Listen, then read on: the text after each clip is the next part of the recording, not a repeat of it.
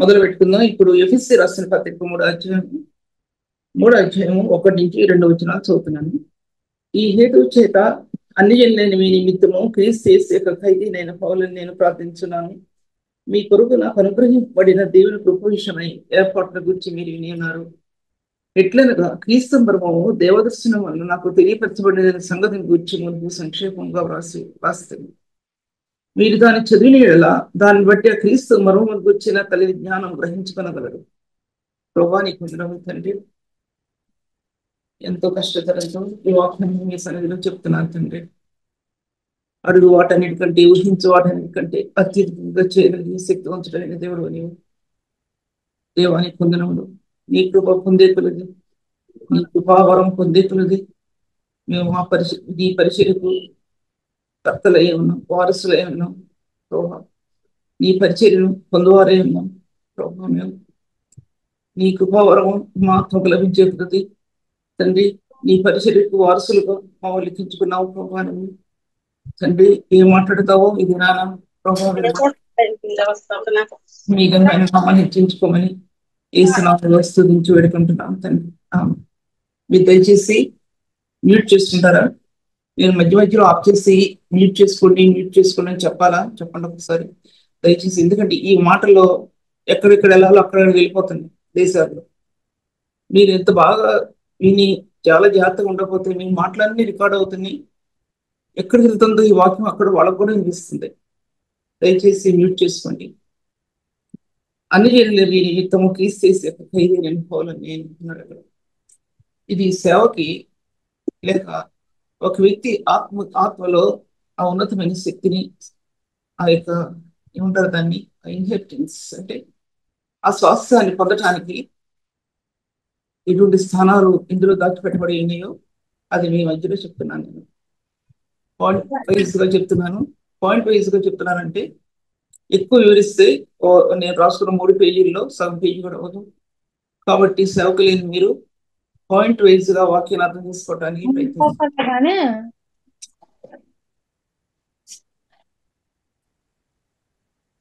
అమ్మగారు దయచేసి మైక్లు మ్యూట్ చేసుకున్నాం అందరూ.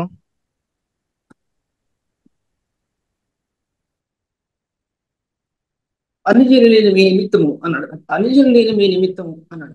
ఈ ప్రేమ అనుజనులేని మీ నిమిత్తం అంటే అది జగత్పునాది వేయబడికి మునిపే ప్రభు అన్ని జనులు కూడా యూదులతో పాటు సమాన వరుసలుగా చేశాడు. అది ఎఫెసీ పత్రికలో 1వ అధ్యాయంలో ముందు భాగంలోనే రాయబడి ఉంది. జగత్ పునాది వేయబడక మునిపే ఆ ప్రేమ చేత అన్నాడు. ఈ ప్రేమని, ఈ జీవకణం భూమి మీద జగత్తుకు పునాది వేయకూడ మునిపే తిరగబడింది భూమి మీదకి. దేవుని వాక్యాన్ని గురించి చాలా జాగ్రత్తగా ఉంది. ప్రభు నాకు ఇప్పుడు నాతో ప్రభు ఏం మాట్లాడతాడో అది మీతో మాట్లాడాలి. జగత్తు పునాది వేయకూడక మునిపే ఈ ప్రేమని జీవకణం భూమి మీదకి పంపబడింది. భూమి మీద జీవం లేదు, భూమి మీద వెలుగు లేదు, భూమి మీద ఏ ఏ ఏ జీవకణం ఉన్నా బతకదు. జలాల్లో ఏ జీవం కూడా పుట్టలేదు. ఎక్కడ చూసారు జలాల్లో జీవకణం పుట్టలేదంటే మీకు వస్తారు ఏంటంటే ఆ జలాల్లో భూమి లోపల నిలబడిపోయి ఉంది మొట్టమొదటి సృష్టి అంతంలో. ఎక్కడ జీవం లేదు, ఇటు చూసినా జీవం లేదు, ఆకాశంలో వెలుగు లేదు, సూర్యచంద్ర నక్షత్రాదుల్లో లేవు, ఏమీ లేవు, శూన్యమైంది. అలాగే హృదయమైన అంతరంగం దేవుడు లేకపోతే శూన్యమైంది. అందులో జరాలు ఉండవు, జీవకణాలు ఉండవు, జీవించేదేది ఉండదు. సృష్టిలో చిగురించి వృక్షాలు ఉండవు, పంట పొలాలు ఉండవు, అందులో పువ్వులు ఉండవు, కాయలు ఉండవు, అందులో ఏమీ ఉండవు, ఎగిరే పక్షులు ఉండవు, జీవించేవి కూడా ఉండవు. అటువంటి హృదయంలో ఎప్పుడైతే ఆ వెలుగు కణం ఆత్మలో నిలబడిందో అప్పుడు ఆ హృదయం శూన్యాన్ని అంతటినీ, చీకటిని అంతటినీ కొట్టివేసి ఆ వెలుగు ప్రసరిస్తుందనే విషయం మీతో మాట్లాడుతుంది. అదే రక్షణ కార్యం, అదే రక్షణ కార్యం. హృదయం అనే చీకటిలో, హృదయం గోళంలో, ఆ చీకటి గోళంలో, హృదయం యొక్క చీకటి గోళంలో యేసు యొక్క రక్షణ కాంతి ప్రకాశించడం అనేది అది గొప్ప సంగతి. దానిలోనే ఎన్నో స్థానాలు దాంట్లో పుడతాయి అనమాట. ఇది నేను ముందు ఇంట్రడక్షన్ గా మీతో మాట్లాడాను ఈ విషయాన్ని గురించి. ఇప్పుడు మీతో మాట్లాడుతుంటున్నాను. అన్ని జనుల మీ నిమిత్తం క్రీస్తు యేసు యొక్క ఖైదీని నేను. ఎందుకంటే మీ గురించి లేఖనాలు బయలుపరచబడ్డాయి, మీ గురించి వాక్యం ప్రకటించబడింది, ముందుగానే చెప్పబడింది. వాక్యం మీ గురించి వాక్యం చెప్పడానికి నేను ఖైదీగా చేయబడ్డాను, బందీగా చేయబడ్డాను. ఎందుకు బందీగా చేయబడ్డానంటే మీరు ఈ వాక్యం తెలుసుకోవాలి. క్రైస్తవులై ఉండి వాక్యం తెలుసుకోలేకపోతే ఎలాగండి? క్రైస్తవులని పేరు పెట్టుకుని వాక్యంలో జీవించకపోతే ఎలాగ ఆలోచించుకోవాలి? నేను రక్షించబడ్డానని చెప్పుకొని అందులో జీవం లేకపోతే, జీవకణాలు లేకపోతే, ప్రభు అందించిన మహిమైశ్వరం లేకపోతే, 2 రాసిన పత్రిక 3వ అధ్యాయంలో ఆ మట్టి కుండలో ఆ మహిమైశ్వరం కలదు అన్నటువంటి వాక్యం హృదయంలో లేకపోతే, ఆ మట్టి కుండలో ఐశ్వర్యం ఒలగకపోతే, మీ హృదయాల నుంచి బయటికి దారలే పారకపోతే, ఆ మహిమైశ్వర్యంలో ఎన్ని జీవకణాలు ఉన్నాయో, ఎన్ని పరిశుద్ధాత్మ యొక్క మార్గాలు ఉన్నాయో ఆ మట్టి హృదయంలో, ఏంటి 1 రాష్ట్ర 3:16 ఆలయమన్న హృదయం ఆలయమే ఉన్నా అని చెప్పినటువంటి ప్రభు ఆ ఆలయాన్ని ఎలా కట్టాడంటే బంగారము, వెండి, వెగల రాళ్లతో కట్టాడే. ఎంత విలువైన రాళ్లతో కట్టాడు. ఆ స్థానాలు హృదయం ఎక్కడుంది? దేనికోసం మనం ఆశపడుతున్నాం? విధవరాలైన ఒక స్త్రీ రాయబడి ఉంది, దేవుని మీదనే తన నిరీక్షించుకుని. వా, ఎంత మంచి మాట అండి! దేవుని మీదనే తన నిరీక్షించుకుని కళ్ళు కాచుకుని ఎదురు చూస్తాయండి. మా అమ్మగారికి 8 పిల్లలు. ఒక్క మాట చెప్తాను, మా నాన్నగారు చనిపోయారు. చాలా శ్రమలు అనుభవించేటప్పటికీ, చాలా శ్రమలు అనుభవించడం అంటే, ఆయన అసలే పోలీస్ ఆఫీసర్ కాబట్టి ఆయన క్రూరత్వం అంటే చాలా కోపం ఆయనకి. కానీ కుటుంబ విషయంలో మాత్రం చాలా ప్రేమ చూపించేవారు ఆయన. దేవుని విషయంలో మాత్రం ఇష్టపడేవారు కాదు. 2 విషయాలు చెప్తున్నా. అంత మంచి వ్యక్తి. కోపం, దేవుని విషయాల్లో అసలు ఆయనకి ఇష్టం లేనే లేదు. అటువంటి వ్యక్తితో సాధురాలైనటువంటి ఒక తల్లి జీవించిందంటే, దేవుని మీద తన నిరీక్షణ ఎలా పెట్టుకుందంటే, ఎదురు చూస్తుందో ఆ కళ్ళు ఆయన కోసం ఎదురు చూస్తుంది. 7 పిల్లలు వివాహాలని ఫలించి దేవుని సన్నిధిలో నిలబడటానికి ఆ కన్నీరు ఎలా ఎరువై పడిందో విశ్వాసం యొక్క క్రియ. తిమోతికి రాస్తూ, తిమోతి, నీ కన్నీళ్ళని నేను జ్ఞాపకం చేసుకుని దేవుణ్ణి స్తుతిస్తున్నాను. ఎందుకంటే ఆ కన్నీళ్లు నీ అవ్వలో ఉన్నాయి, నీ తల్లి నీ వినీకులో ఉన్నవి. అది నీకు సహా వసించున్నదని నేను రుడిగా నమ్ముతున్నాను. అటువంటి తల్లులు అవ్వలు ఉన్నప్పుడు ఆ బిడ్డల్ని ఆ యొక్క ప్రార్థన యొక్క మార్గాల్లో ఆ శక్తి చేత పొదుగుబడి ప్రభు ఈ లోకంలో వారు నిలబడటానికి ఎటువంటి కృపనిచ్చాడంటే, వారి జీవితంలో ముందుకి ఇంకా ఆశ్రయించబడాలంటే ప్రభు శక్తి చేత వారు నింపబడి సేవా జీవితంలో వారు ముందుకు వెళ్ళాలనే విషయం నేను మీతో మాట్లాడుతుంటున్నాను. అన్ని జనులేని మీ నిమిత్తము ఖైదీగా చేపట్టాను. నేను బంధకాల్లో ఉన్నాను. తర్వాత జైల్లో ఎన్నో సంవత్సరాలు గడిపాడు జైల్లో. ఎంత చదువుకోలేదు. అది విశ్వాస జీవితంలో అటువంటి పరిస్థితులు అంత డీప్ గా జరగకపోయినా కొన్ని మన జీవితాల్లో దొరుకుతాయి. ఎందుకంటే కొన్ని జరుగుతాయి మన జీవితాల్లో. అత్యున్నతమైన ఒక సేవకుడు రహస్య జీవితంలో బందీగా చేయబడతాడు. విశ్వాసాల మధ్యలో బందీగా చేయబడతాడు. ఎందుకంటే దేవుని యొక్క మర్మం, రహస్యం బట్టబయలు చేయడానికి, ఆ ధ్యానంలో తన హృదయం క్రీస్తుతో ఏకం చేయబడటానికి ఆ స్థానాలు ఆ వ్యక్తికి లభించాలి అనే విషయం మీతో మాట్లాడుతుంటున్నాను. ఇవన్నీ ఒకటి వివరిస్తాను, తర్వాత మెయిన్ గా వివరిస్తాను. అలా అంతేకాకుండా నేను బంధకంలో ఉంచబట్టే కారణమైన క్రీస్తు మర్మం. నేను ఎందుకు బంధకాల్లో ఉంచబడ్డానంటే మీకోసం ఉంచబడ్డాను. అన్ని జనుల్లో ఫలించడానికి ఉన్నాను. క్రీస్తు యేసు యొక్క రహస్యాన్ని, మర్మాన్ని అది మీకు తెలియజేయడానికి నేను బంధకాల్లో ఉన్నాను. నేను బంధకాల్లో ఉన్నానంటే అర్థం, అపోస్తలుడైన పౌలు దమస్కు మార్గంలో ఆ మర్మం తెలియపరచబడింది. ఆ మర్మం నాకు దేవదర్శనం నాకు లభించిందనే సంగతి మునుపు నేను సంక్షేపంగా వ్రాస్తాను. ఆ మర్మం ఏంటంటే యూదులతో అనుజనులు సమాన వారసులు ఒకటి. తర్వాత యూదులకు ఇచ్చిన వాగ్దానాలతో అనుజనులు సమాన వారసులు. పూర్వం ఆది కాండం నుంచి ఏదైతే ప్రభువు చూచాయిగా సెలవిస్తున్నాడో అబ్రహాం దగ్గర నుంచి దండి శారా ఏ విధంగా దాస సంతానం హగర్ సంతానం శారా సంతానంతో ఇలాగా పాలిభాగస్తురాలు అయినా సరే గలతీ పత్రికలో రాయబడిన విధంగా అది సినాయి కొండ సంబంధమైన దాస్యంలో ఉన్నటకు ఆమె పిల్లల తనను శారా ఆమె విమోచించబడింది కనుక వాక్యం ఉందండి అక్కడ కడ్డది రావట్లేదు. శారా ఆమె స్వతంత్రాలు, ఆమె స్వతంత్రాలు అని రాయబడింది గలతీ పత్రికలో. ఈ రెండు సత్యాలు, వాగ్దానాలు ఆది కాండంలో నుంచి అవి నెరవేర్చబడటానికి దేవుడు అపోస్తలుడైన పౌలుని ఎన్నుకున్నాడు. జాగ్రత్తగా వినండి వాక్యం. ఆ రెండు సత్యాలు. మూడవదిగా యాకోబు యాకోబు భార్యలైన దాసీలు ఉన్నారు దాంట్లో. వారి పుత్రులు కూడా ఏర్పరచబడినటువంటి జనాంగంలోనికి వారిని కూడా ఏకం చేశాడు. ఎప్పుడంటే యాకోబు చేసినటువంటి అంగలార్పులో ప్రార్థనలో అన్ని జనాంగం అయినటువంటి దాసీపుత్రులు కూడా ఏర్పాటు చేయమని జనాంగంలోనికి వారసులుగా చేశాడు. ఈ పాయింట్స్ అన్ని కూడా మీకు సేవల పనికి వస్తాయి. మరి ఎందుకు ప్రభు ఈ విషయాలు నాతో మాట్లాడడం, మీతో మాట్లాడడం? ఈ సత్యాలన్నీ కూడా ఆది కాండం నుంచి కూడా అవి జరుగుతూ వచ్చాయి. అందుకోసం వీళ్ళు నేను వాగ్దానాల్లో పాలివారయ్యారు, వాగ్దానాల్లో పాలిభాగస్తులు. అందుకోసం దేవుని మర్మాన్ని ఈయనకి ఎలా తెలిసిందండి? ఎన్ని ఎలా తెలిసినాయి అపోస్తలుడైన పౌలుకి? హింసకుడు, హానికరుడు, పాపుల్లో ప్రధానుడు అని చెప్పుకున్న వ్యక్తికి ఎన్ని ఎలా తెలిసాయంటే అన్నాడు, నేను నేను ఈ దర్శనం నాకు ఇవ్వబడింది.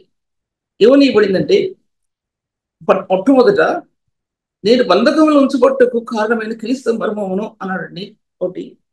తర్వాత మూడవ వచనంలో క్రీస్తు మర్మము దేవదర్శనం వల్ల నాకు తెలియపరచబడిన సంగతిని గూర్చి అది నాకు దర్శనంలో లభించింది.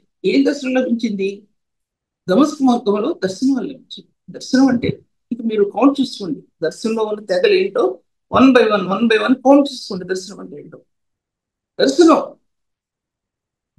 మనకు వచ్చే నిద్ర పోతుంటావు కదా చాలాసార్లు, అవి కాదు దర్శనాలు. ఆ దర్శనం ఎన్నో వస్తాయి చాలా మందికి, అది ఎన్నోసార్లు చెప్పాను నేను. అది ఇప్పుడు చెప్పేది నిజమైన దర్శనం. నిజమైన ప్రవచనాలు. ఈ ప్రవచనాలు ఆది కాండం నుంచి క్రీస్తుని గురించి బయలుపరుస్తూ వచ్చాయి. తర్వాత యూదులు, అన్యజనులు అనే విషయం గురించి బయలుపరుస్తూ వచ్చాయి. అబ్రహాం దగ్గర నుంచి సంతానం ద్వారా ఇది మీకు బోర్ కొడుతుంది, కానీ సేవకులు అనుకున్న వారికి ఇది బోర్ కొట్టదు. మామూలుగా జీవించే వాళ్ళకి, కథలు కావాల్సిన వాళ్ళకి ఇది బోర్ కొట్టుద్ది. నేను చెప్తున్నా, బోర్ కొట్టడం అంటే ఏంటో అనుకుంటారు. ఆత్మకి పునాది క్రీస్తు యేసు రక్తంతో నింపబడిన వ్యక్తికి ఈ స్థానాలు ఆత్మకు లభించాలి. లభించకపోతే సేవా జీవితంలో ఆత్మ పట్టుత్వాన్ని అందుకోదు.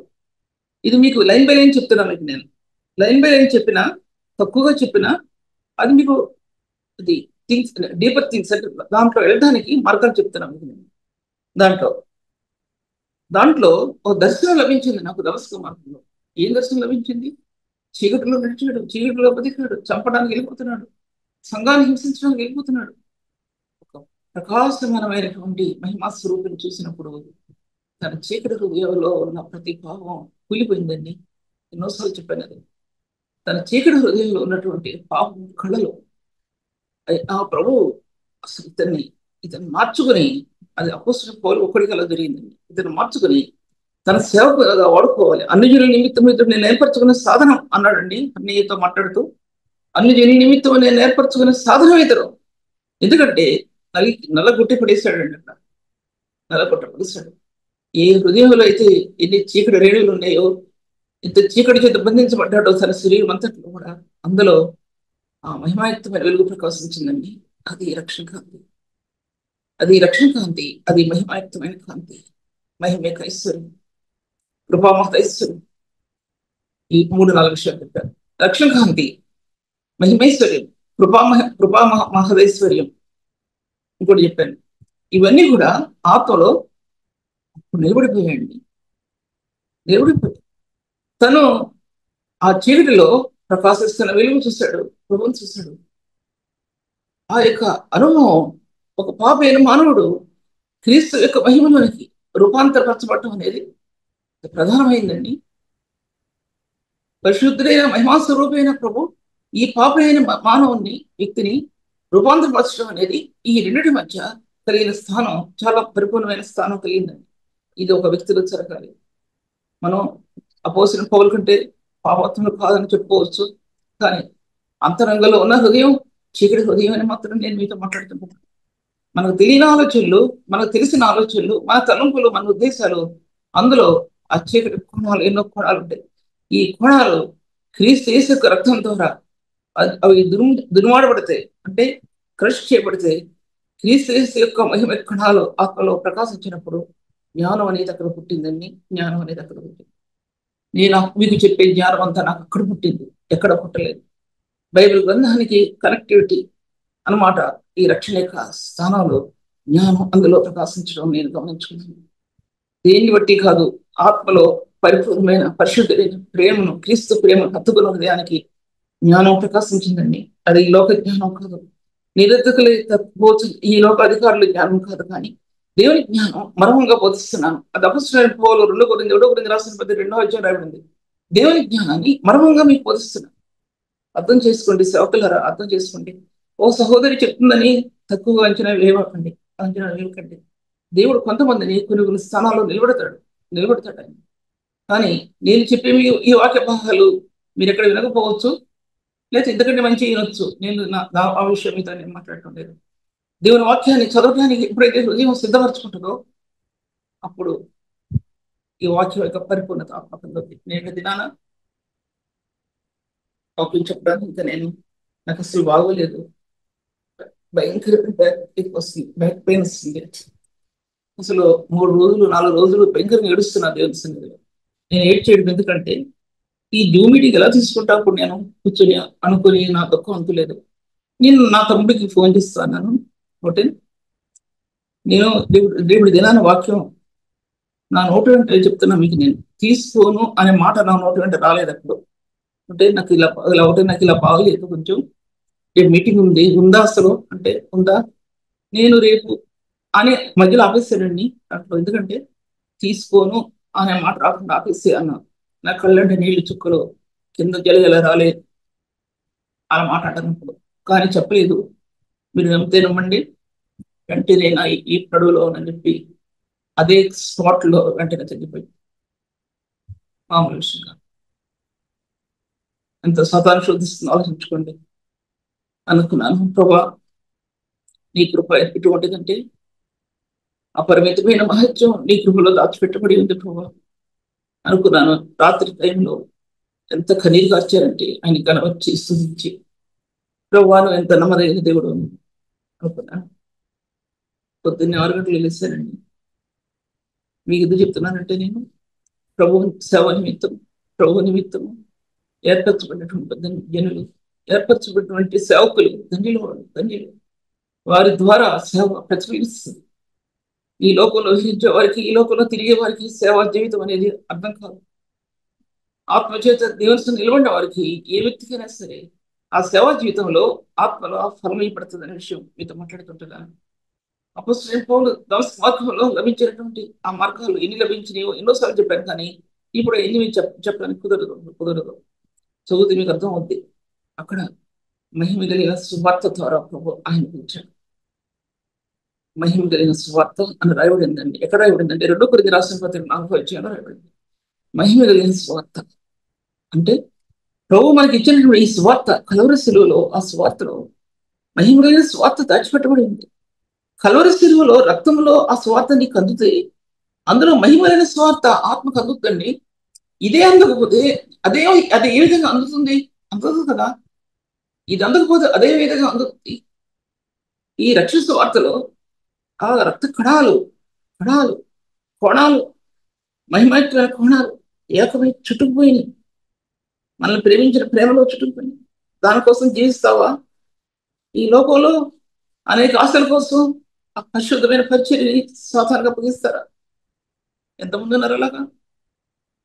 ఎంతమంది ఉన్నారు? సాధారణ చేతిలో పెట్టేస్తారా? ఎంతోమందిని చూశాను నేను. పరిశుద్ధమైన పరిచర్యని లేమిలో నుండి చేసిన వారు ఉన్నారు, దారిద్ర్యంలో నుండి చేసిన వారు ఉన్నారు. వారు ఉన్నతమైన స్థలాలు నిలబడ్డారు. దేవుడు పరిచర్యని చేతికి అప్పగిస్తే దాన్ని తొలగించుకొని ఈ లోకమే ఐశ్వర్యం కోసం ప్రావకలాడి జీవితాలు నాశనం చేసుకున్న వారు కూడా ఉన్నారు. నీ ఉన్నతమైన స్థానంలో ఈ పరిచర్య ప్రభు నీకు ఇస్తే ఆ ఉన్నతమైన స్థలాల్లో నివసించే ప్రభు నేను ఎలా కనబరచగలుగుతుంటున్నావు? నీ జీవితంలో, నీ నడకలో, నీ యొక్క జీవిత విధానంలో ప్రభువుని ఎలా కనబరుస్తున్నావు? ఈ వాక్యం అందరి ఇష్టపడకపోవచ్చు, అందరూ తృణీకరించవచ్చు, కానీ నాకు నిరీక్షణ ఏంటంటే ఈ జీవం కలిగిన వాక్యం ఎన్నడూ కూడా నశించదు. నా ప్రభు నందు నాకు నిరీక్షణ.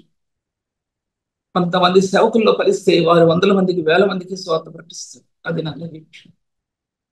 వేల సంఖ్యలో వ్యూస్ రాకపోవచ్చు, కానీ వందల సంఖ్యలో వచ్చినటువంటి సేవకుల మధ్యలో ఈ పరిచర్య అనేక ఆశీర్వాదంగా చేయబడుతుందని నా నిరీక్షణ. ప్రభువు నందు నేను నిరీక్షించిన విధానం జ్ఞాపకం చేసుకోండి. తర్వాత అనుజనులు మీ నిమిత్తం అన్నాడు. అక్కడ అనుజనులు మీ నిమిత్తం ఆదికాల ఆదికాల సంభవుడు ఆయన కలసి పత్రికలో చూపిస్తున్నాడు. ఆయన ఆదికాల సంభవుడు, పూర్వంలో ఉన్నటువంటి వాడు, భూమి పుట్టకమును ఉన్నటువంటి వాడు, ఆయన భూమికి పునాది వేయబడిపోయి ఉన్నటువంటి వాడు. ఆయన దయా సంకల్పంలో అన్ని జనులు దాచిపెట్టబడి ఉన్నారు. నేను దాంట్లోకి వెళ్తే సబ్జెక్ట్ ఎందుకు సబ్జెక్ట్లో వెళ్ళిపోద్ది. నేను ఆదికాండం నుంచి చెప్తే కనుక ఇప్పుడు రాసుకున్న 2 పాయింట్స్ కూడా ఒకటి కూడా అవ్వదు. ఈ మెసేజ్లు మీకు కావాలంటే వాట్సాప్ మీటింగ్ లో చూడండి. వాట్సాప్ మీటింగ్స్ అంటే ఇంకొక మెసేజ్ అయిపోద్ది. నెక్స్ట్ వచ్చే మెసేజెస్ లో ఉంటది. ప్రపంచాలు అంటే ఏంటి, ప్రపంచాలను ఎలా నిర్మించాడు అనే సబ్జెక్ట్ మీద ప్రభు నాకు ఇచ్చిన థాట్స్ అని అక్కడ పంచుకోవాలని ఆశపడుతుంది. బైబిల్ గ్రంథంలో ఏంటి, ఎబ్రీ పత్రికలో అధ్యాయంలో ప్రపంచములు దేవుని వాక్యం, ప్రపంచములు అన్నాడు. దేవుని వాక్యం నిర్మాణమైనవని ఒక ప్రపంచాన్ని మెన్షన్ చేయలేదు అక్కడ. ప్రపంచంలో అన్నాడు. ఏంటి ప్రపంచాలు అనే విషయం ఆ థాట్ హృదయంలో వచ్చి నాకు ఆ వాక్యాన్ని ధ్యానిస్తున్నాను.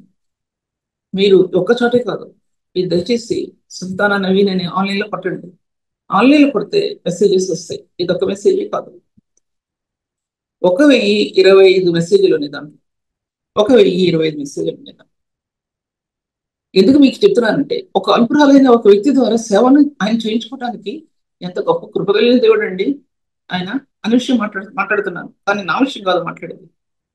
నా విషయంలో నా జీవితంలో నేను చూసుకోవటానికి నాకు లేదు. నేను చూసుకునేది నా ప్రభు తప్పితే ఏమీ లేదు. నాకు బిడ్డలు ఉన్నారు, వారికి ఎంతో దేవుడు ఇచ్చాడు. ఆ విషయాలు ఏమి నా మదిలోకి ఏమి రావు. నా నిరీక్షణ ప్రభువులో మాత్రమే. ఎవరు మాట్లాడినా ఎవరు మాట్లాడకపోయినా ఆ నిరీక్షణ ప్రభువునందు నా హృదయం తేజోమయంగా నిలబడిందనే విషయాన్ని మాట్లాడుతున్నాను. అందుకోసం అనుజులు నేను మీ నిమిత్తం అన్నాడు అక్కడ. అనుజులు మీ నిమిత్తం యేసుక్రీస్తు చేస్తే ఖైదీని నేను చేయబడ్డాను. ఆ ఖైదీగా చేయబడినప్పుడు అతనికి ఆత్మ నేను రెవల్యూషన్స్ ఇచ్చాను, ఎన్నో ప్రత్యక్షతలు వచ్చాయి. అన్ని జనుల్లో స్వార్థ ప్రకటించేటప్పుడు అద్భుతమైన కార్యాలు చూడగలిగాం. రోమా సంఘానికి రాశాడు, హిబ్రీ సంఘానికి రాశాడు, అద్భుతమైన కార్యాలు రాశాడు. అద్భుతమైన ఆశ్చర్యకరమైన కార్యాలు, కార్యాలన్నీ కూడా ఆదికాండంలో దగ్గర నుంచి, అంటే పాత నిబంధన నిర్గమకాండం దగ్గర నుంచి బైబిల్ విస్తరించే కొలది, ఆ మహిమగలైన స్వార్థ లోకంలో ప్రకాశించే కొలది, ఆ మహిమగలైన కణాలు భూమిలో లేక సేవకుల మధ్య లేకపోతే తన జనుల మధ్య అద్భుతమైన కార్యాలు జరిగిస్తూ వచ్చాయి. మీరు గమనించుకోండి. ఎందుకంటే బైబిల్ కట్టబడాలి, స్వార్థ కట్టబడాలి. ఆదిమ కాలం నుంచి స్వార్థ కట్టబడాలి.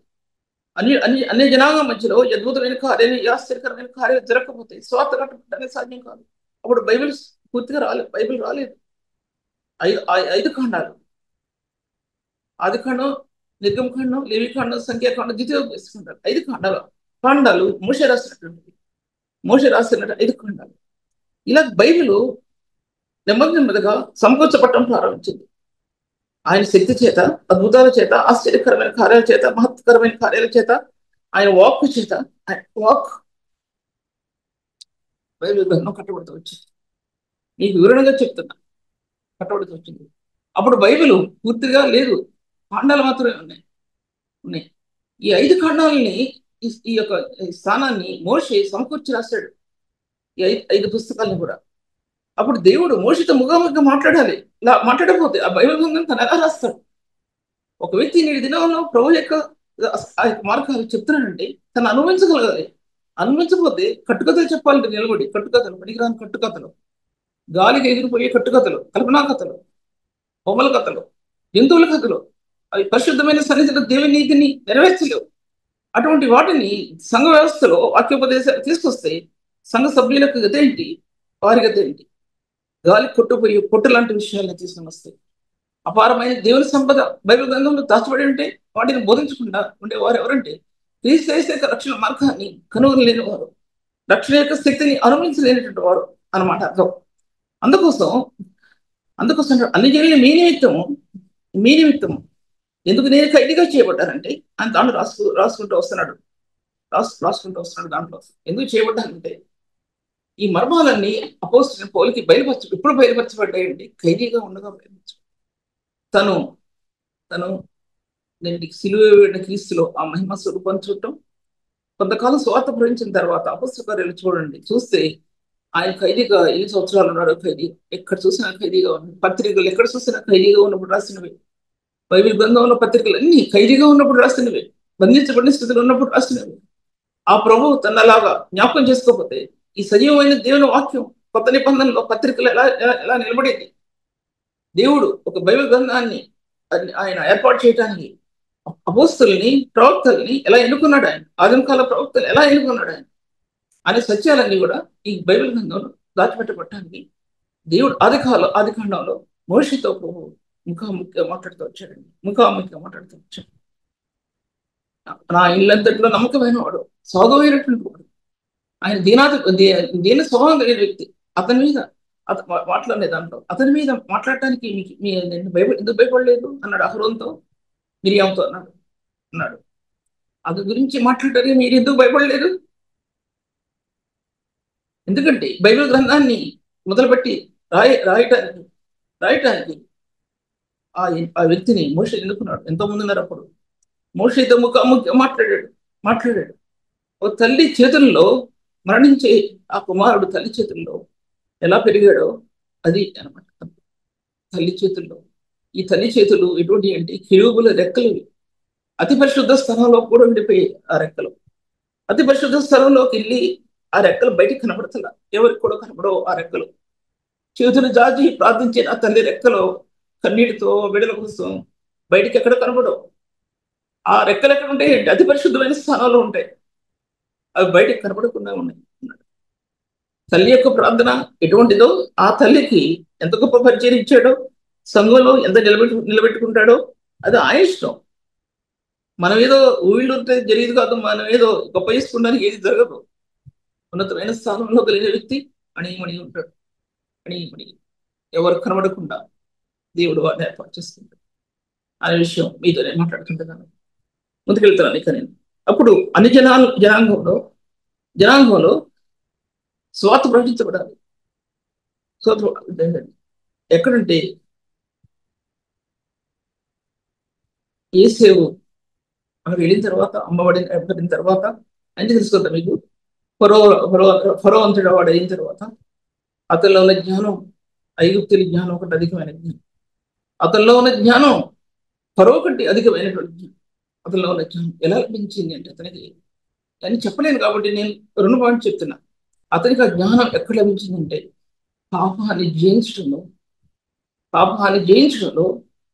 దేవుని విరోధంగా నేను ఈ పాపాన్ని ఎలా చేయను అన్న దానిలో పరిశుద్ధ జీవిత కళల్లో ఆ జ్ఞానం అతను లభించిందండి. ఇందాక ఒకటి చెప్పాను, ఇప్పుడు ఒకటి చెప్తున్నా. ఇందాక ఏం చెప్పాను కూడా జ్ఞాపకం రావట్లేదు. అందుకోసం చాలా జాగ్రత్తగా మీరు రాయాలి. ఆ జ్ఞానం ఒకటి చెప్పాను, ఇప్పుడు రెండో చెప్తున్నా. పాపాన్ని విస్మరించడం, అది తన జీవిత కాలం అంతా కూడా దాన్ని జయించగలాలని సేవకుడు కానీ పరిశుద్ధుడు కానీ జయించలేకపోతే ఆ కళలో, పరిశుద్ధమైన కళల్లో ఇప్పారిన క్రీస్తు స్వరూపం నీ ఆత్మ తాగటానికి సాధ్యపరచబడదు. పరిశుద్ధ కళల్లో, మార్గాల్లో మహిమా స్వరూపంలో ఉన్న కళలు చిక్కుముకి రాళ్ళ వంటి చిక్కుముకి రాళ్ళంటే చెక్కబడినటువంటి ఆ యొక్క మహిమ యొక్క కళల్లో నీ అంతరంగం ఆ ప్రభుత్వం చూడటానికి సాధ్యపరచబడదు.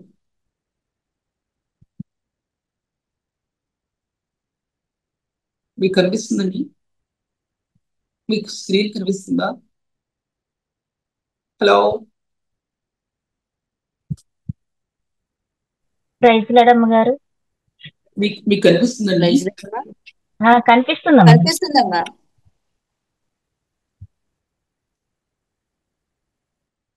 మధ్యలో ఏదో ఆగిపోయింది. మహిమాయుక్తమైనటువంటి ఓకే, మహిమాయుక్తమైన కోణాల మధ్య ఉన్న క్రీస్తు స్వరూపాన్ని చూడటం అనేది సాధ్యపరచబడింది. అది మన నీతిని అనుసరించి చేసిన కీలములమో కాక పరిశుద్ధాత్మ ద్వారాను, పరిశుద్ధాత్మ మనకు నూతన స్వభావం కలిగేయటం ద్వారాను, నూతన స్వభావం కలిగేయటం ద్వారాను ఈ రక్షణ యొక్క కళలు ఎక్కడికి వెళ్ళినాయండి? క్రీస్తు యేసు యొక్క మహిమ యొక్క కార్యాలు ఇప్పి చూపడానికి అక్కడికి వెళ్ళినాయండి. ఇప్పుడు ఇప్పుడు ఈ రక్షణ స్థానాలు లేని వాళ్ళు వాక్యాన్ని బోధిస్తుంటే కూర్చున్న వాళ్ళు, పరిశుద్ధులై నిలబడిన వాళ్ళు ఎంత వెద చెందుతారో ఒకటి. సంఘం నష్టానికి వెళ్ళిపోతున్న సంగతి వాళ్ళకి తెలియదు, పెద్ద వాళ్ళకి తెలియదు. ఎందుకు కారణం ఏంటి? ఇది ఎందుకు జరుగుతుందంటే రక్షణలో ప్రకాశించేటువంటి స్థానం వాళ్ళలో లేనందువల్ల. అంతేకాని వీళ్ళు బాగా చెప్పారు, వాళ్ళు బాగా చెప్పారని నేను చెప్పడం లేదు. అది హృదయంలో ప్రకాశించే మైమర్పు, ఆత్మని మైమర్పును అన్నాడు దాంట్లో. ప్రకాశించే నీతి అనే మైమర్పు, ఆత్మలో ప్రకాశించే నీతి అనే మైమర్పు అండి. ఎఫెసీయులకు రాసిన పత్రికలో 5వ అధ్యాయం ఉంది. నీతి అనే మైమర్పు పాదములకు సమాధాన సువార్త వలన సిద్ధ మనసుని జోడు తొడుక్కుని నిలబడండి మీరు. స్వార్థ అనే సిద్ధ మనసుని జోడు. నీతి అనే మైమర్పు మిమ్మల్ని కప్పేది నీతి. నన్ను కప్పిన నీతి, నా ఆత్మని కప్పినటువంటి నీతి, ఆ నీతి అనే మైమర్పు. పరిశుద్ధ జీవిత రహస్యంలో ఈ కణజాలలో ఆత్మలో పడతాయని ఎంతమంది తెలుస్తుంది? ఎందుకు స్వార్థ, ఒక వ్యక్తి నీతి కలిగిన స్వార్థని లేక మహిమ కలిగిన స్వార్థని ఎందుకు అందుకోలేకపోతున్నారంటే, ఆ మహిమ కలిగిన స్థానాల్లో నిలబడలేకపోతున్నారంటే ఈ రక్తంలో చుట్టబడినటువంటి మహిమ యొక్క కణాలు ఆత్మలో ఇప్పారు లేని దుస్థితి. ఆత్మలో ఇప్పారు. వాక్యం చెప్తున్నప్పుడు పరిశుద్ధమే అనుకుంటున్నారు, నీతిమంతులమే అనుకుంటున్నారు. ఒక పరిశుద్ధుడు నీతిమంతుడు అనుకోరు. ఎవరు అనుకోరండి, అనుకోరు. ఒక పరిశుద్ధులో 100%, 90% పరిశుద్ధ జీవితం ఉన్నా ఏ వ్యక్తి కూడా పరిశుద్ధ జీవితంలో ప్రభు దగ్గరికి వచ్చేప్పటికి ఆ రహస్యాలు విడదీ పట్టడానికి తను పరిశుద్ధుడని అనుకోడు. ప్రభా, ఇంత పరిశుద్ధమైన పరిచర్యలో నా జీవితం ఏంటిది? పడిపోయిన జీవితం ప్రభా, ఇది నేలను పడిపోయిన జీవితం నా జీవితం. ఒక పురుగులాగా ఉన్నాను నేను ప్రభా, ఒక మట్టిలాగా ఉన్నాను నేను. అంగలారు పరిశుద్ధులు అంగలారు. అది ఏమి ఉండదు. నీతి ముందులుగా చలామణి అయితే ఆ నీతి ఎవరిని కూడా దేవుని నియమాన్ని పాటించలేరు. ఆ నీతి పాటించలేరు. నేటి దినాల్లో హృదయాలు రాళ్ళైపోయాయి, బండలైపోయాయి. వాక్యం మాది కాదు అనుకుంటున్నారు. మాకు కాదు ఈ వాక్యం, వేరొకరికి అనుకుంటున్నారు. కాబట్టి వాక్యం పరిపూర్ణత చెందకుండా ఆగిపోయిందండి. నేటి పరిశుద్ధుల మధ్య ఆగిపోయింది. లోకంలో ఉన్న ఐశ్వర్యం, లోకంలో ఉన్నటువంటి మోహాలు, ధనమోహాలు, లేకపోతే ఎన్నో అది ఐశ్వర్యవంతమైనటువంటి ఎన్నో ఉంటాయి లోకంలో. అవన్నీ వాటిలో ప్రభు యొక్క మహిమ యొక్క కళలో నేను నిలబడితే అది నీకు చెత్తగా పెట్టగా ఉంటే లేదా ఉంది అనే విషయం మీతో మాట్లాడుకుంటున్నాను. ప్రభు శ్రేంభోలు ఆ సత్యాన్ని మళ్ళీ చెప్తారు. అది నిర్గమకాండంలో ఏసేపు తర్వాత ఆయన చనిపోతాడు. తర్వాత ఏదో ఒక రాజు చీలుతాడు, ఇశ్రాయేలీయులకి శ్రమలు వస్తాయి. మోషే అహరోనులో వచ్చిన తర్వాత దాంట్లో వచ్చే జనాంగంతో నడిపించేటప్పుడు దాంట్లో దానికి ముందు యాకోబు 70 మంది మొత్తం జనాంగం అంతా కూడా ఆ దేశంలో వెళ్ళటం మనం చూస్తాం. తర్వాత మోషే విడిపించడానికి వాళ్ళు ఇశ్రాయేల్ జనాంగాన్ని దేశంలో వచ్చినప్పుడు సోయిన్ అనే పట్టణంలో, బైబిల్ గ్రంథంలో సోయిన్ అనేది కీర్తనలు కూడా రాయబడింది. ఈ సోయిన్ అనే పట్టణంలో అద్భుతమైన ఆశ్చర్యకరమైన కార్యాలు జరిగినాయి అని 1-2 సార్లు చెప్పాను. కానీ ఇప్పుడు పాయింట్ అది దాంట్లో వస్తుంది. ఇప్పుడు ఈ పాయింట్ దాంట్లో వస్తుంది. అద్భుతమైన ఆశ్చర్యకరమైన కార్యాలు జరిగాయి అక్కడ. బైబిల్ మొదట్లో నిర్గమకాండంలో మధ్యలో అద్భుతమైన ఆశ్చర్యకరమైన కార్యాలు జరిగాయి. దాంట్లో ఎన్ని జరిగినాయి అంటే లెక్కేసుకోండి ఎన్ని జరిగినాయి. కారణం ఏంటంటే ఇశ్రాయేల్ మధ్యలో ఉన్నట్టు ఐగుప్తీయులు ప్రభువుని తెలుసుకోవాలి. ఒక అన్యజనాంగం, భయంకరమైన అన్యజనాంగం ఐగుప్తీయులు. వారిలో ఉన్నటువంటి స్థానాలు బహుభయంకరమైన స్థానాలు. వాటిని వివరించి చెప్పడం కుదరదు. అటువంటి విగ్రహానికి సంబంధించినటువంటి ఆ స్థానంలో ప్రభువు నాడు అబ్రహాంతో 400 సంవత్సరాలు పట్టబడతారు అన్నాడు. దాంట్లో అబ్రహాంతో ఈ 400 సంవత్సరాలు, ఒకసారి 430 సంవత్సరాలు రాయబడింది. వీళ్ళు ఆ శ్రమను అనుభవిస్తున్నప్పుడు ఆయన ఆశ్చర్యకరుడు, ఆలోచనకర్త, అద్భుతమైన దేవుడు అని చెప్పి ఆయన క్యారెక్టర్ అనేది ఆ ఇశ్రాయేల్ మధ్యలో, అంటే ఈజిప్షియన్స్ అక్కడ ఐగుప్తుల మధ్యలో ఈ కార్యం నెరవేర్చబడింది. అని జనాంగమైనటువంటి ఐగుప్తీయులు ఈ కార్యం వాళ్ళ కళ్ళారా చూడగలిగారండి. ఈ కళ్ళారా చూడగలిగి వారు ఆ దేశం నుంచి ఇస్రాయేల్తో ఇస్రాయేల్తో పాటు ఈ ఈజిప్షియన్స్ కూడా దాంట్లో ప్రయాణం వెళ్ళారు. ఇటు అటు కానివాడు కొంతమంది ఉన్నారు, నిజంగా ఈజిప్చిన వాళ్ళు కొంతమంది ఉన్నారు. ఆకాశం తెరిచి వచ్చింది, భూమి తెరిచి వచ్చింది, ఆకాశం తప్పట్లు కొట్టింది దేవదూతలు. ఏంటంటే ఆయన ఎర్ర సముద్రాన్ని దాటి వెళుతుంటున్నప్పుడు అందులో ఆ పాదాలు, పరిశుద్ధని పాదాలు అందరూ నిలబడ్డాయండి. కీర్తన 78 అధ్యాయంలో అక్కడ భాగంలో ఉంది. అది ఆయన పాదాలు ఆ నీడల మధ్యలో నిలబడ్డాయండి. పరిచర్య అనేది ఇస్రాయేల్ మధ్య కట్టబట్టడానికి, ఇస్రాయేల్ మధ్య ఈజిప్షియన్స్ మధ్య కూడా పరిచర్య కట్టబట్టడానికి దేవుడు అద్భుతాలు చేశాడండి. ఆయన ఆ రథ చక్రాలు మొన్న కూడా చదివిన పుస్తకం, ఆ నీళ్ళల్లో, ఆ భూమిలో వారి యొక్క ధరించుకున్నటువంటివి కూడా దొరికినాయి అని చెప్పి చదివాను. భూమి ఆకాశాల మధ్యలో ఈ యొక్క ఎర్ర సముద్రం పాయలుగా చేర్చబట్టడం అనేది, ఇస్రాయేల్ జనాంగం దాన్ని దాటడం అనేది, క్రీస్తు శిల్వానుభవం అనేది ఐగుప్తు దేశంలో నుంచి, ఐగుప్తు మధ్యలో నుంచి వారు ఏర్పరచబడిన స్థానంలోకి వెళ్ళడానికి ఆ శిల్వానుభవంలో తండ్రి అయిన దేవుడు, ఆయన కుమారుడైన క్రీస్తు, పరిశుద్ధాత్మ దేవుడు, వారి యొక్క సంచారం, ఆయన యొక్క అడుగులు, దేవుని యొక్క అడుగులు భూమిలో కాదు, ఆ యొక్క నీళ్ళ మధ్యలో రాయబడి ఉంది. చదువుకోండి 78 కీర్తనలో ఆఖరి భాగంలో ఆయన అడుగు చాడలు కనిపెట్టి లేకుండా ఉన్నాయి, దాంట్లో అరువు చేయబట్టే అని రాయబడింది. దాంట్లో ఆయన అడుగు చాడలు ఆ విధంగా రాయబడి ఉంది. పరిచయం ఎటువంటి పరిచయం ఇవ్వబడిందంటే, ఒక వ్యక్తి వాక్యం బోధిస్తున్న సమయంలో క్రీస్తు శిలోనుభవంలో నీ హృదయం ఏకమైన హృదయం ఉందా?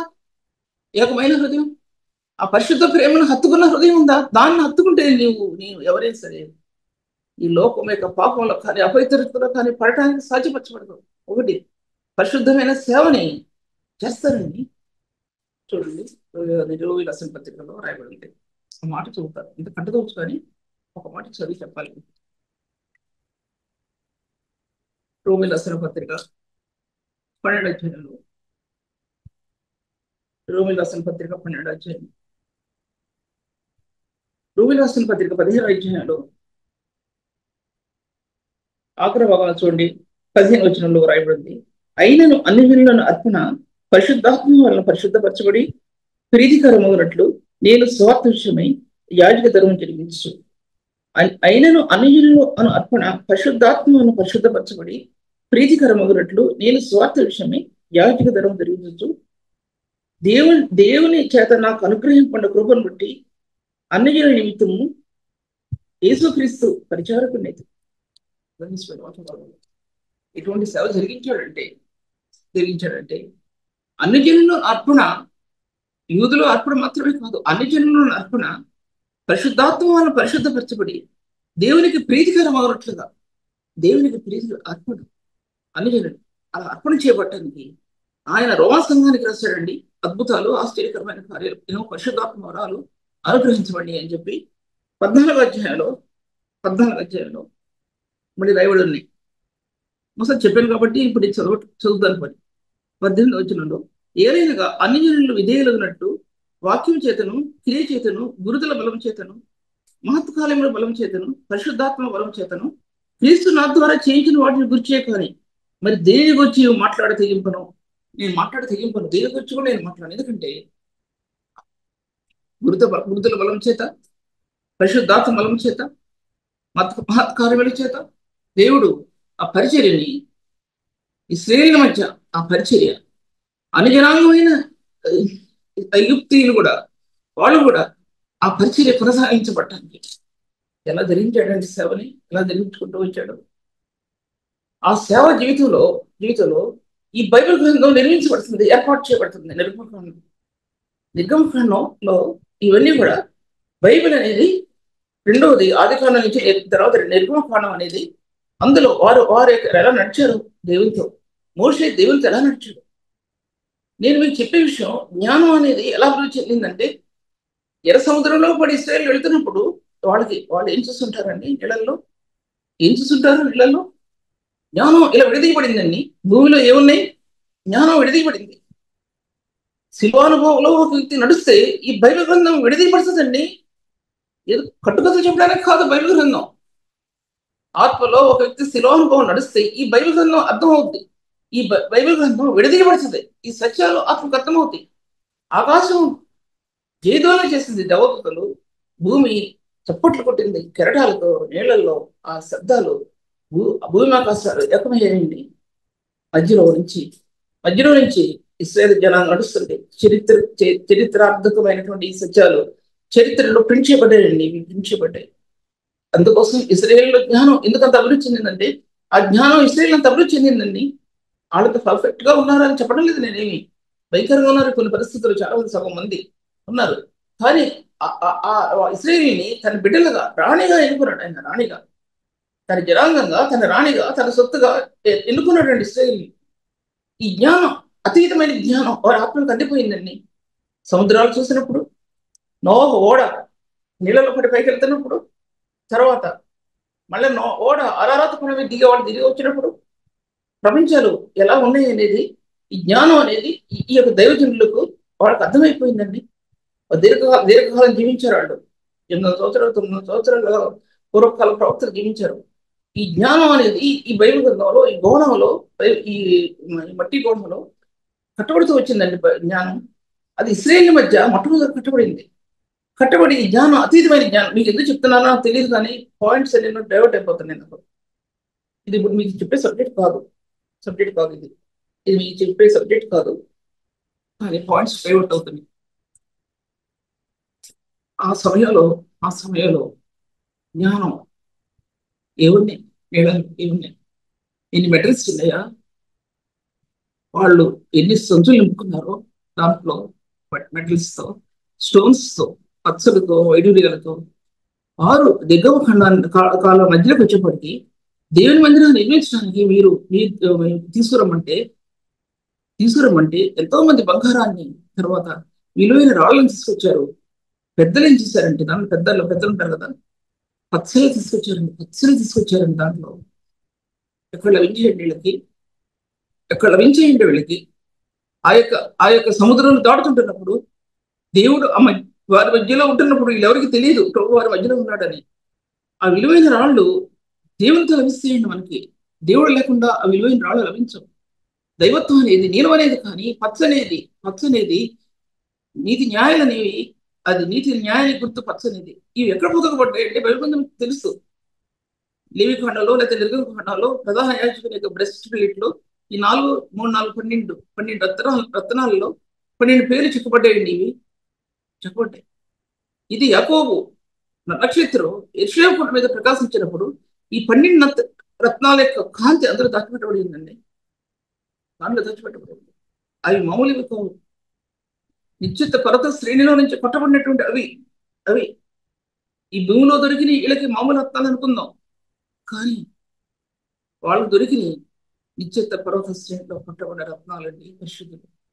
పరిశుద్ధులు అటువంటి వారు పరిశుద్ధులు. నిశ్చిత పర్వత శ్రేణి నుంచి కొట్టబడినటువంటి పరిశుద్ధులు ప్రభు యొక్క మహిమ కోసం, ఆయన మహిమ యొక్క ప్రకాశంలో ఆత్మకు అందినటువంటి రాళ్ళండి. అటువంటి ప్రకాశమైన రాళ్లలాగా దేవుడు సంఘం ప్రకాశించాలని ఇష్టపడ్డాడండి. అందుకోసం నూతన యెరూషలేములో ఈ స్టోన్స్ పునాదిలో రాళ్లలో వేయబడ్డాయండి. 12 రత్నాలు పునాది రాళ్లలో వేయబడ్డాయి. ఆ సబ్జెక్ట్ లో మరి కూడా వెళ్ళాను. ఇక నేను ఒక దాంట్లో ఒక పాయింట్ చెప్తున్నాను. దాంట్లో రాశాడు, ఈ బైబిల్ గ్రంథంలో కట్టబట్టడానికి, ఆది ఖండం నుంచి లేకపోతే నిర్గమ ఖండం నుంచి కట్టబట్టడానికి ఇలాగా ఆయన మహిమ యొక్క తేజస్సుని, మహిమ యొక్క ప్రకాశాన్ని బైబిల్ గ్రంథాల్లో ప్రకాశించిన ఆ మహిమ ఇశ్రాయేలు తేరి చూచారండి. నిర్గమకాండం 24 అధ్యాయాలు ఆ నీలకాంతమైన ప్రభువుని తేరి చూచారండి. వీళ్ళు వారు చూడకపోతే బైబిల్ గ్రంథంలో ఇవన్నీ ఎలా కట్టబడతాయండి. అద్భుతాలు, ఆశ్చర్యకరమైన కార్యాలు, ఆయన వాక్కు, తనలో దిగి వచ్చినట్టు మహిమ ప్రకాశం సీనాయి కొండ మీద, తర్వాత ఆకాశం మధ్యలో నీలకాంత ఆ ప్రభు యొక్క స్వరూపాన్ని పెద్దలకి, యోనస్తులకి దేవుడు చూపించుకుంటూ వచ్చాడండి. ఎందుకంటే వాళ్ళ ద్వారా సగం కట్టబడాలి. ఇశ్రాయేలు సగం కట్టబడాలి, ఇశ్రాయేలు గోత్రాలు కట్టబడాలి. యెరూషలేములో వారి మధ్యలో ప్రభు ప్రకాశించాలి. ఆ ప్రభు గురించి ఇచ్చిన వాగ్దానం నెరవేర్చాలి. ఆ ప్రభు ఆ దర్శనం అది దర్శనం, ఆత్మల దర్శనం. సేవ చేయడంలో ఒక వ్యక్తి ఆత్మ యొక్క దర్శనం. సిల్వాను తప్పితే మరొకటి లేదండి. క్రీస్తు యేసు యొక్క సిల్వానుభవం తప్పితే ఒక వ్యక్తికి ఆత్మ యొక్క దర్శనం మరొకటి లేదు. సిలువ వేయబడిన క్రీస్తులు తప్ప నేను దేనిని మీ మధ్య నిలుపుకుందని నిశ్చయించుకుంటాను అన్నాడు. దాంట్లో కొన్ని రాష్ట్ర పత్రికలు 1 Corinthians 2 అధ్యాయాలు ముందు భాగంలోని సిలువ వేయబడిన క్రీస్తులు తప్ప నేను దేనిని చెప్పడానికి నాకు కుదరదు అన్నాడు. అందుకోసం ఈ యొక్క మై గాడ్ ఏంటంటే నేను టైం చూసుకోకుండా ఇంతవరకు టైం చూడలేదు. 10 నిమిషాలకు 9 అయింది. దాంట్లో రెండో అధ్యాయం మూడో అధ్యాయం ఎట్లనగా క్రీస్తు మర్మము దేవదస్తుని వల్ల నాకు తెలియపరచబడిన సంగతిని గురించి మునుపు సంక్షేపంగా మీకు రాస్తాను. ఈ ఈ ఈ స్వార్థని మీకు చెప్పడానికి, ఈ విలువైన సత్యాలు మీకు చెప్పడానికి నాకు క్రీస్తు మర్మం దేవదర్శనం వలన, ఆ పరిశుద్ధుడి యొక్క దర్శనం, ఆ ప్రత్యక్షత, ఆ మహిమలైన ప్రత్యక్షత వలన నాకు లభించింది. అంతకుముందు చెప్పాను, ఆ మహిమ కలిగినటువంటి స్థానాల్లో ఈ పాపేర హృదయం రూపాంతర చెందటం చెందటం ఆ మహిమ కలిగిన ప్రభువు ఈ అపవిత్ర మనుషుల్లో రూపాంతరం చెందడం అంటే ఈ రెండు ఏకం కావడం. ఏంటంటే క్రీస్తు యేసు యొక్క రక్తం ఈ రెండుని ఏకం చేస్తే, క్రీస్తు యేసు యొక్క రక్తం లేకుండా ఈ యొక్క ఆత్మిక దర్శనం ప్రత్యక్షత ఈబడుతుంది. ఈ మార్గాల్లో నడవాలని ఆశిస్తున్నాను. యేసు రక్తం లేకుండా హృదయంలో మరి ఏది కూడా లేదండి. ఊత పదాలు కాదండి, ఏవి ఊత పదాలతో చెప్పేవి కాదు. రక్తం నీ హృదయంలో, నీ రక్తంలో కలిసిపోయే పరిశుద్ధుని రక్తం నీ హృదయంలో ఉంటే ఈ మహిమ యొక్క స్థానాలు నీ ఆత్మకు లభిస్తే, లేకపోతే లభించండి. దేవుడి వాక్యాన్ని దీవించాలండి, దేవుడి వాక్యాన్ని దీవించాలి. ఎందుకంటే అమూల్యమైన ఈ వాక్యాన్ని మీ మధ్యలో పెడుతున్నాను. ప్రభు ఈ వాక్యాన్ని దీవించడం కాక రేపు మరలా ఇదే వాక్యాన్ని కంటిన్యూ చేస్తాను. ప్రభు ఆశీర్వదించడం ప్రార్థించుకుంది.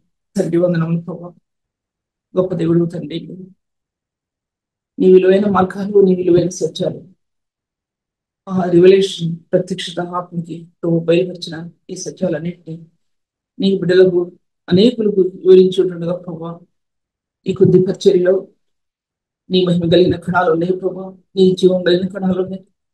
ఈ కొద్ది పరిచర్యలో నీ మహిమ స్వరూపం ఉంది ప్రభు. నేను చూచిన ఆ మహిమ స్వరూపం, నన్ను చూచిన ఈ దీనమైన జీవితం ఇందులో దాచిపెట్టబడి ఉంది ప్రభు. లెక్కించుకోవడానికి కానీ, సరిచూచుకోవడానికి కానీ నా జీవితంలో ఏదే లేదని మీ పాదాల దగ్గర ప్రభు.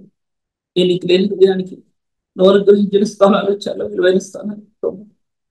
తండ్రి, ఈ విడలో ఈ పరిచర్యను కొనసాగించడానికి, అనేకులు తెలియజెప్పడానికి మీరు హృదయాలు తెరవండి తండ్రి.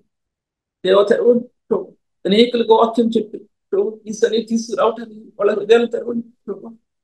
తండ్రి, వీళ్ళ హృదయాలు కఠినమైతే ప్రభా నువ్వు ఆజ్ఞాపిస్తావు, గాలులకు ఆజ్ఞాపిస్తావు, పరిశుద్ధాత్మ దేవ జీవం లేని వాటికి ఆజ్ఞాపిస్తావు, అవి ప్రకటిస్తాయి ఈ స్వార్థం. అంత పరిశుద్ధాత్మ పూర్ణుడు వెళ్ళి నీవు మీ నామాన్ని హెచ్చించుకోండి తండ్రి.